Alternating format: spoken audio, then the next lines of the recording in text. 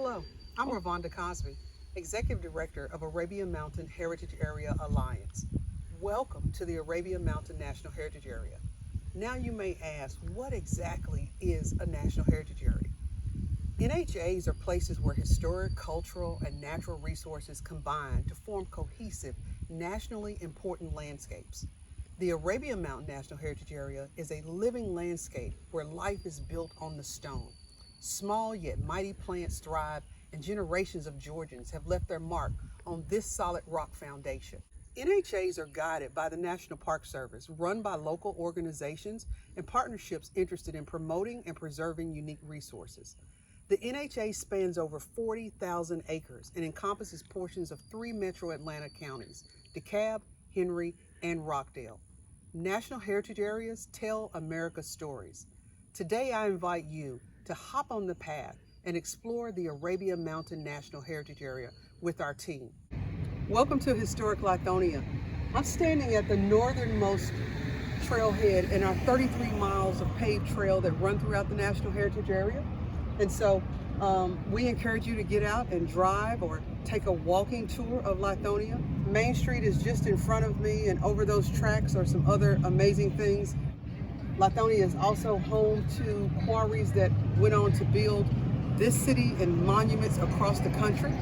So today, get out and check it out. There's maps, there's easy ways to find, there's nice parking. If you've never taken the time to get to know this southern city, please do. Hey y'all, I'm Sarah Lyle with the Arabia Alliance. Ravonda and I are standing in front of the ruins of the historic Brew Street School. The Brew Street School was the very first African-American public school in DeKalb County. And it's a really remarkable story where the community came together in the late 1800s to educate Black children here in this community in Lithonia. And they raised the money to purchase this land, and they raised the money to build this school. And if you'll notice, the school is built with granite, of course. And the stories that I heard is that quarrymen who worked in the local quarries here would come here on their off hours to build this school for their children. Granite production wasn't the only industry that shaped this place. I am now standing at Vatters Farm, the last remaining dairy landscape in DeKalb County. In the early to mid 20th century, the dairy industry dominated this county, with family farms dotting the landscape. In fact, DeKalb County at one time was the highest producer of dairy in the state. What makes Vatters Farm so special is that owner S.B. Vatters decided that this landscape was worth saving instead of becoming a suburban something. Starting in the mid-1940s, the Vatters family grew their family and their farm here. And in that time, over 50 years, imagine that the change that they witnessed here. I-20, Stonecrest Mall, suburban neighborhood after suburban neighborhood. In 2002, many came together, including our co-founder Kelly Jordan, to work tirelessly to make it possible for the Vatters family to sell this property to the state so that it could be preserved forever. This acquisition was instrumental in creating a continuous span of green space in Arabia Mountain Path so that we can all enjoy it today. Mr. Vatters' sweeping pastures and dairy barns stand as a reminder of the agricultural past of DeKalb County. And something else is happening here too. Nature is making a comeback. Hello, I'm Kelly Jordan, co-founder of the Arabia Mountain Heritage Area Alliance. Back in the late 1990s, I was involved with DeKalb County in Parks Master Planning when then Director Becky Kelly, also the co-founder, approached me about a couple of tracks next to Arabia Mountain that were under threat of development she was worried about. She asked me if I would look into it, and I agreed to. But I realized right away I needed some help. So I reached out to my friend Pierre Howard, who was at that time Lieutenant Governor, but more importantly, a great conservationist and a member of the board of the Nature Conservancy of Georgia. Pierre went with me on a field trip to Arabia Mountain, stood on the top, we looked around, and of course he got it right away, the opportunity. And he agreed to go with me to meet with the affected landowners. We did, and he lent great credibility to our fledgling effort at that time, and the 2 landowners agreed to give us some more time. That led to a field trip on a very cold winter day by the Nature Conservancy, including then Director Tavia McEwen, and Board Chair Tricia Allen, Pierre Howard, myself, a number of others. where they could also see the potential right of way for conservation. And they dispatched Malcolm Hodges, their ecologist.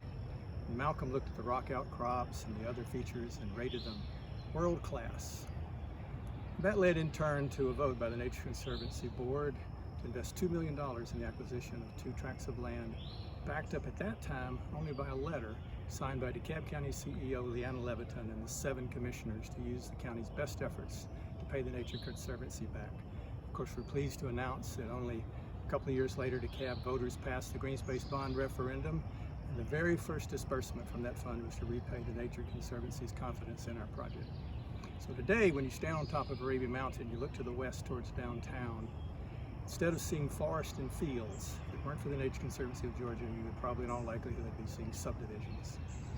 Now, the project has gone on to add thousands more acres, connect to Panola Mountain State Park, and all the way to the Monastery of the Holy Spirit. Hey y'all, I'm Robbie Astor, the Park Ranger at the Davison Arabia Mountain Nature Preserve, and I want to welcome you here. We're a DeKalb County green space comprised of over 2,500 acres, including forest, outcrops, wetlands, and it's a real magical place. In a short time, I hope you get a great understanding of what's here and why to come, and also think about why you might want to make your own visit. When I think about what makes Arabia Mountain special, it's this idea of, number one, it's huge, and so we have this great sense of freedom and protected space, and the real magic is what's in that space.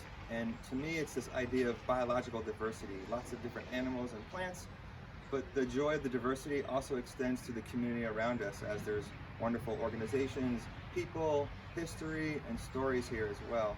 So come along and learn a little bit more.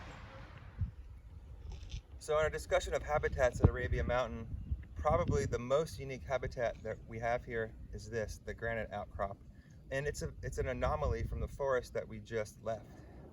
Here in the outcrop, we have no shade, full sun, very hot, very little soil, and when it does rain and there is water, it doesn't last long, it flows right off. This is one of the main reasons that the park was purchased and protected in the early 70s, was to protect the very rare and special species that live here on the outcrop.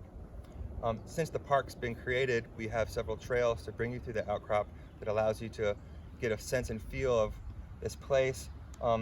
And it also connects to our long history of use for humans as a rock quarry. You can see behind me that this area has been previously quarried. The reason we know that is you got to pay attention. You can see there's bits of rocks and smaller rocks. When you take a closer look at some of the shelves, you can see the pin marks that were used from the blasting. And so while there was a lot of destruction here at one time, nature has actually recovered and produced this. And so we have a very strong and thriving plant community here now.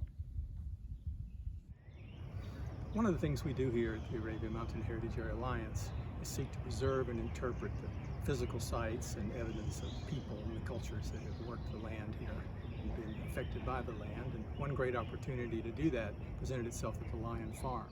Now, history tells us that in the early 1820s, the Muskogee or Creek Nation ceded this land to the United States and to the state of Georgia, which was followed soon thereafter by a land lottery in which white settlers moved in. One of those settlers was Joseph Emmanuel Lyon, a British soldier who changed sides during the American Revolutionary War. The Lyon family built an extensive farm, aided to some great degree by a larger population of enslaved people living on their farm. That population no doubt helped build the amazing 1840-era farmhouse that you see there today, which we have recently restored. Now, after the Civil War and emancipation, that African-American population went on to form the backbone of the Flat Rock community, which exists today. It is one of the oldest surviving African-American communities in Georgia. Hello, my name is Johnny Waits. I'm from the Flat Rock community, and we're at the Flat Rock Archive. The house was built in 1917 by Mr. Bryant, and the community was founded back in 1821. We have preserved the history of the slaves and the history of the people in Flat Rock. That's the reason why Flat Rock Archive still exists today, is because we are putting together the history of the house, the community, and the church, and mostly the people of Flat Rock, the historical background of the people, what was here, and you know, we had a ball field, we had the church, we had so many different organizations, the country stores. That's how we as a people evolved in Flat Rock. Please come out and take a stroll and learn more about historic Lithonia. Walk those paved trails, check out Vatters Farm, the Brew Street ruins, and that amazing mountain called Arabia Mountain. The National Heritage Area is waiting for you.